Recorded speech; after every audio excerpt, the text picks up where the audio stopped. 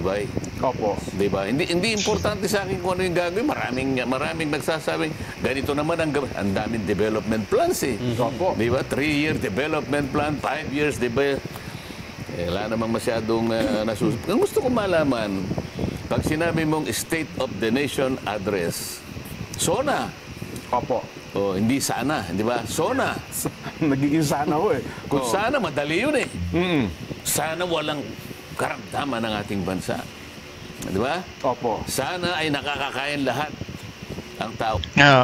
Ayan po, dahil sa papalapit na ang SONA ng ating Pangulo, na kung ano ba ang accomplishment na nagawa niya, na mayayahan tulad natin sa isang empleyado na gumagawa ng accomplishment report sa amo na nagpapasahod sa kanya. At tapos, ang isang Pangulo ay nagre-report sa taong bayan na tayo yun dahil ang buwis ng ating neto na taong bayan ang ibinabayad sa sahod nila sa pamamagitan ng pondong GAA. Ngayon, ang tanong, ano ba ang nagawa ng gobyernong ito sa nakalipas na isang taon? Yan, dyan natin malalaman kung anong sasabihin ng Pangulo. Siyempre, baka ibida ang 20 kilo ng bigas na para sa akin, pang band-aid solution lang talaga. Na siyempre, puro sa hangin lang ang mga pangako. Natatangayin lang ng bagyo, kagaya ng flood control. Kaya yung magsasaka ay hirap pa rin sa buhay. Kaya ang tunay na murang bigas ay yung pati yung mga magsasaka na gumiginhawa ang buhay, di ba? Ngayon, dapat isama na niya ang accomplishment report, ang pag-hire ng isang taga-pagsalita o PCO na kagaya na si Auntie Claire, na puro atake naman sa pamilya Duterte, na tawagin natin ay super attack Doberman dog, na puro basura naman ang lumalabas sa bunganga, sabi ni Vice President Inday Sara. Yan na nga ba ang sinasabi ko, imbis na PCO ang tagapagbalita ay puro basura ang lumalabas, na sa English ay trash talk. Kaya yan po, pagpatuloy po natin ang video, at bagong lahat ay welcome po muna sa aking channel, Pads Press TV. Kaya para sa akin ay sana po ay mag-subscribe kayo, at para sa akin ay okay na po sa akin yan. At kung ano po ang i-comment ay okay na rin po sa akin yan. Kaya eto, tuloy po natin ang video ito. Wala sanang nagugutom, di ba? Yun ang gustong marinig ng taong bayan at mapatibayan. Yun ang alam ko, ewan ko sa yung dalawa. Ang punto nga nila ngayon kung yung walang gutom program ay talagang bubuhusan daw po ng pondo. So, hindi tama yun. Oo. Pero yun, gagawin mo sa mga susunod na mga panahon. Ang sinasabi ko, yung kalagayan ng bansa ngayon, Estado kailangan iulat mo na mabuti. Opo. Kumbaga sa larawan, ilarawan mo, ikwento mo, patibayan mo na ito po ang kalagayan ng ating bansa ngayon. Nako, oo. Nagkano bang utang ng bansa mo ngayon? 17 trilyong piso. 7 trilyon. At teka. mangungutang pa raw tayo ngayon, Sen, ha? Hindi, kaya ang gusto kong malaman. Kasi ganito yan, puro kalabisan na yan ang ginagawa ng gobyernong ito, na wala na rin tayo magagawa dahil nasa kanila ng kapangyarihan. Ang tanging maiaambag lang natin kumbagay sundin na lang, pero kailangan maging tayo, maging tagapagmasid din talaga tayo dito sa social media. Maipaliwanag mabuti, maipakita sa tao ang kabuuan ng kalagayan ng bansa mo. Kung kinakailangang isa-isahin mo, di ba? Yung mga sektor ng ating ekonomiya. Meron kang agriculture, meron kang transport, di ba? Lahat gusto ko ipakita mo. Kung ba dapat dumaan ka talaga sa aparato, makita yung kabuuan ng pangkalusugan ng isang katawan ng tao. Ayun. Pagkatapos mo nagpa-executive check-up, dapat may result. Ayun Ito nga, po anong ang resulta gagawin? ng iyong Diba? executive check-up. Anong gagawin mo ngayon? Kaya nga merong kalistahan ng ano, di ba? Opo. O yan. Yang pong mga pinag-uusapan nila ay hindi po sa ating bansa yan, kundi sa ibang bansa po yan. Diba? Na, ayan po, dahil sa napapag-usapang kalusugan para sa ating bansa, nitong nababanggit ni Senador Marcoleta, kung saan, yun nga, kung saan na nga ba ang ating bansa. Kaya ang tanging opinion ko lamang ay kulelat po tayo. Kung babagbabasehan natin ay ang serbisyo na unang-una nauubos ang doktor at nurse sa ating bansa. Sa talakay na ito nila Senador Marcoleta ay hindi na nababanggit ang gastusin tiis-tiis muna. Pagpapagamot na gastusin at syempre yung high-tech na gamit sa ospital sa ating bansa.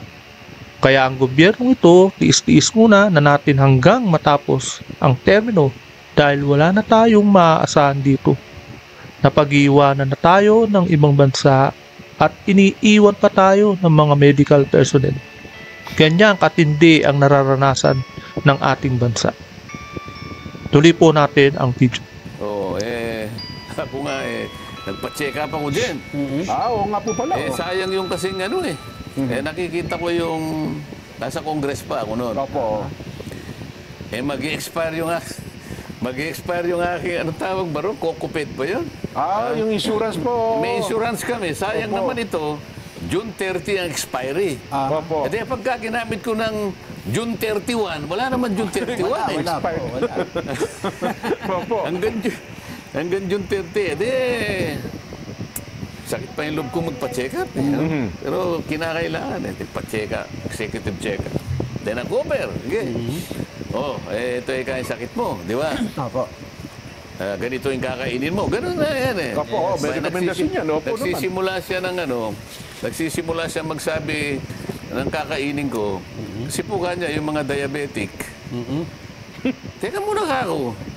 Hindi mo ako diabetic ah. Oo naman kasi.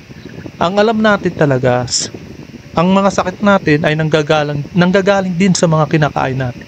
Totoo lang. Ako pala, ano pa akong tinitingnan mo? Yan nga may sinasabi ko eh. Di ba? Bakit simula na salita mo, diabetes? Ako ba diabetes? Nakita ko yung report, di naman ako diabetes. Pinakakaba mo pa. Kumbaga kasi po, ganito po ito po ang dietitian ito eh. Opo. Okay, Kung hindi po niya maiiwasan talaga ang baboy, Oo. Silaki lang po ng posporo kakainin niyo. Yung box ng posporo. anong silaki? Kalahati ng posporo. Ganun. Sobrang liit. Ha?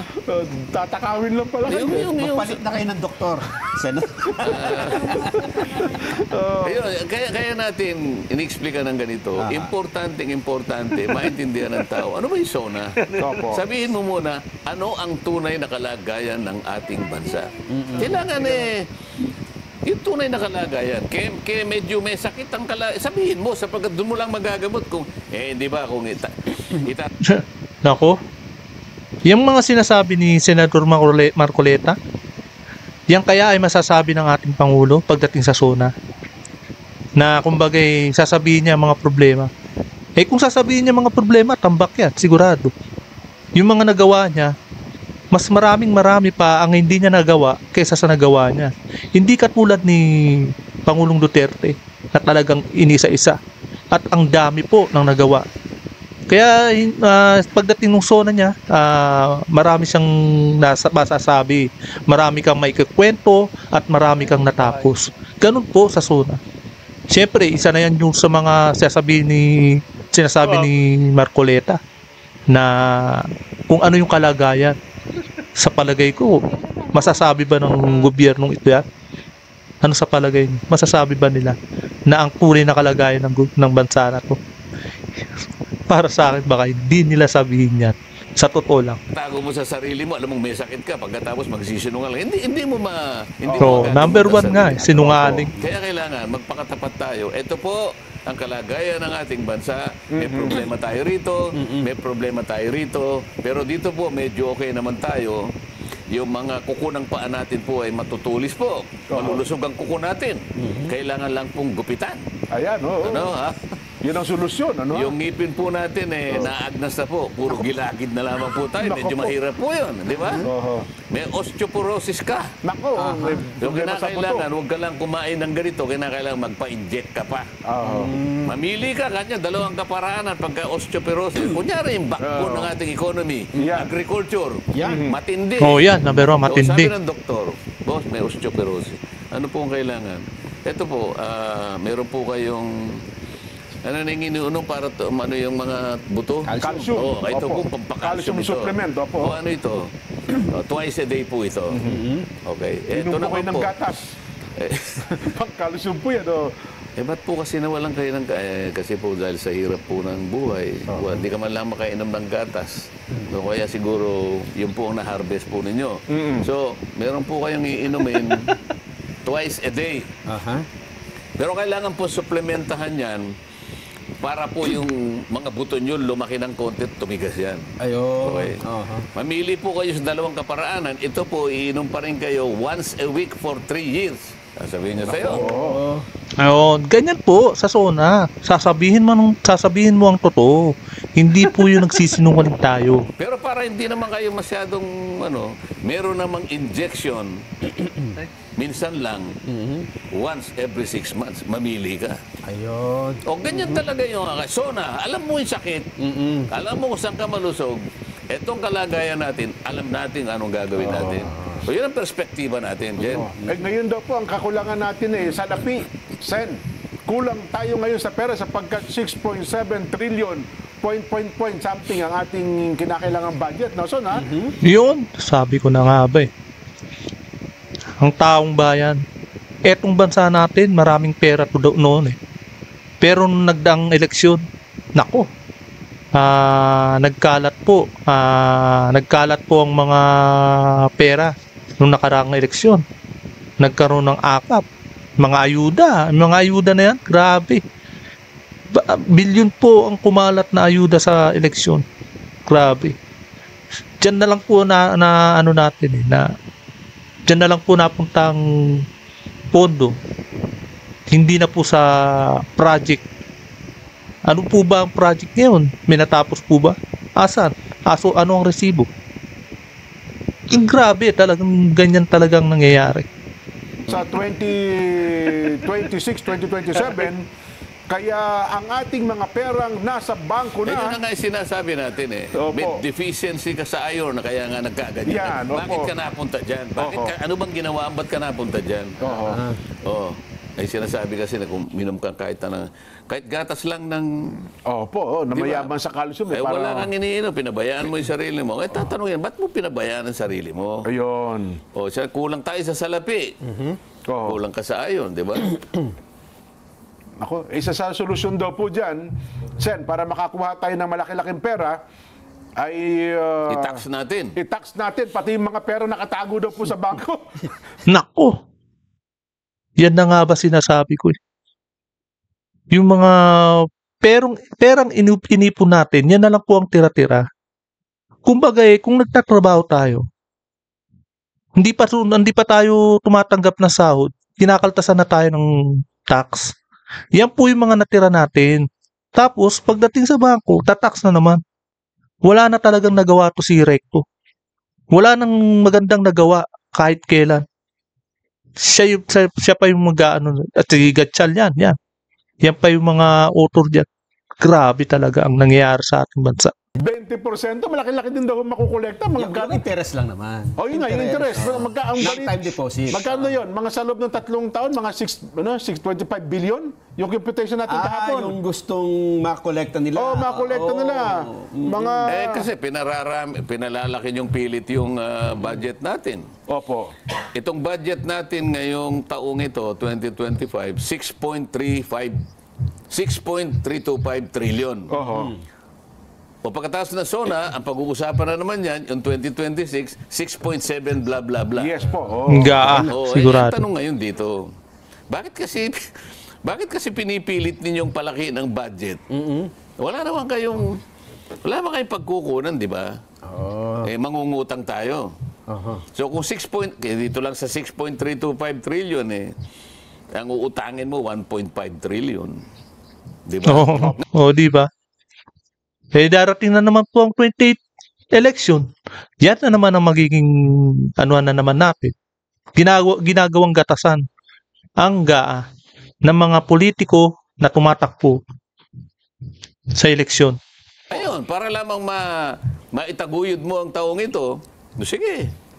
1.5 trillion, hindi man pinag-usapan natin. Ano yun? Katumbas ng 200 billion per month. Or 400 billion per day. Or 170 million per hour. Ang tanong, ba't kasi kinakailangan? Oy, parang maliit na pamilya ka lang Magkano ba ang kita natin? Alam ba, tinanong ni Sa loob na Mrs. Sumarjaga. Isang buwan. Opo. Si Jen naman kasi, tinanong, nakita yung budget ng asawa. Opo. Bakit ang budget natin 52,000 per month? Alam mo naman ang sweldo ko 5-2.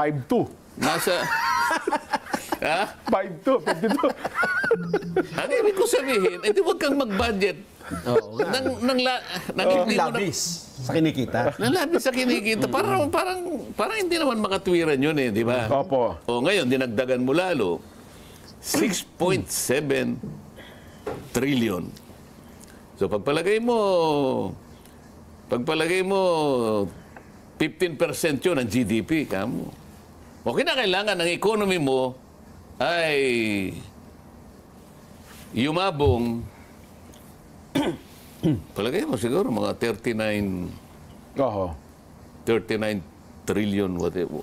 Kaya nga, kung nagbabalak sila na taasan ang pondo o yung budget sa GAA, yun naman ay dapat gamitin nila na para kumita ang gobyerno. May mga project na dapat gawin ang gobyerno na dapat para gumulong ang pera at kumikita ang gobyerno. Di ba? Ganun dapat. Hindi yung labas ng pera pero wala namang kinikita. Sumusobra pa yung gastusin ng gobyerno kaysa sa kinikita. Diba? Yung tama lang na budget. So kung ang projection mo, ang ating ekonomiya ay lalaki lang 4% next year. So, yan. Yan na nga ba sinasabi ko Yung kinikita ng gobyerno. Ekonomiya. Dapat lumalakas ang ekonomiya ng bansa. Kung ang budget natin ay dinadagdagan alang-alang sa ekonomiya ng ating bansa. Hindi kaya yun Hindi Saan mo kukunin? Mangungutang ka na naman? Utang nga ho talaga. Pagkatapos Yari inutang tayo mo, ikukurap naman. Ayun lang. Yan ang pag-uusapan. Ayan sinasabi na ni Senador Marcoleta kung saan mapupunta. Siya rin nagsasabi. Kaya eto, pagkatungtong niyan sa Senado, siya pa naman ang Blue Ribbon, chairman ng Blue Ribbon. Asahan nyo. May masisilip at may masisilip yan. At hindi niya palalagpasin ang lahat ng mga kabalastugan ng ginawa ng mga ibang gobyerno dito sa ating bansa. Dahil ang Blue Ribbon Committee natin ay eto na, si Senador Rodante Marcoleta. Yan ang, kaya nga, hindi ko, madaling gawin, madaling gumawa ng budget Madali naman kumuwenta niyan Pero kung hindi mo naman may pupundar talaga, mangungutang ka lang, hindi naman nakakabuti sa atin. Nako, tignan natin, Sen, mamaya mayroon tayong mapag-uusapan pa ukol sa mga bagay na yan. Napalitan ba, Nelson? Ano ba yung sinasabing PRRD Act? Yan po, hanggang dito na lamang po. At napanood po natin at nasaksiyan at napakinggan po natin ang mga salaysay ng ating Blue Ribbon Chairman na si Senador Rodante Marcoleta. Kaya pagtungtong niyan sa Senado, nako, asahan natin, sana lahat ng mga naging problema at kabalastugan dito sa ating bansa ay maimbestigahan. At unang-una, nakaline up na sa kanya, pinakauna, ang pagtaas ng kuryente, di ba?